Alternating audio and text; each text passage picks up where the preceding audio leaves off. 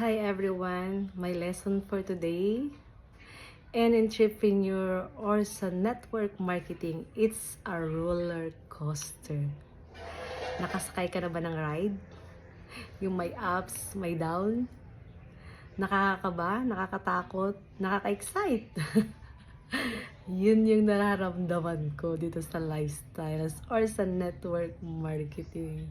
Kasi dumating din yung point talaga na pag bago ka, sobrang excited. Halos iniisip mo walang hindi ka malalampasan na pagsubok pag nasa network marketing ka. At dumarating din yung point na ang feeling mo nahuli ka na, ang feeling mo hindi ka na makakaakyat, na ang feeling mo susuko ka na, mag-quit ka na. Naranasan mo ba yon? Dahil ako, naranasan ko din yan. Pero, ang maganda lang nun, nakatali na ako at the same time, wala na akong aatrasan. Wala na akong babalik ang negosyo. Kahit bumalik ako doon, ayaw ko na. Kaya, nag-focus talaga ako sa goal ko, kumapit talaga ako sa pangarap ko, kumapit ako sa mentor ko, kumapit ako sa ganda ng product, sa system ng product, at kahit nahirapan ako, nagpatuloy ako. At ngayon, grabe, it's very natural na lang yung nangyayari sa buhay ko at ng pamilya ko.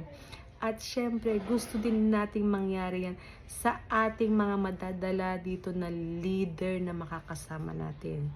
Kaya, ang payo ko sa inyo na mga nagsisimula, kung talagang may malaki kang pangarap at talagang gusto mong matupad yan, kapit ka lang sa pangarap mo.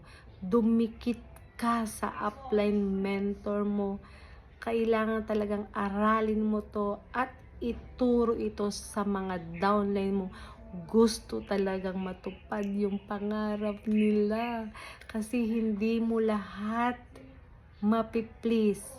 Pero merong magkukunik sa'yo na gustong kasama kang tuparin yung pangarap mo. Kaya I'm so blessed, I'm thankful. Kanina naliligo ako. Sabi ko, Lord, thank you so much kasi hindi ko sukat akalain talaga na yung binigay mo sa akin na mission. Dito maaalagaan ko yung health ko, ako at buong family ko. At the same time, mag-i-enjoy ako ng sobra.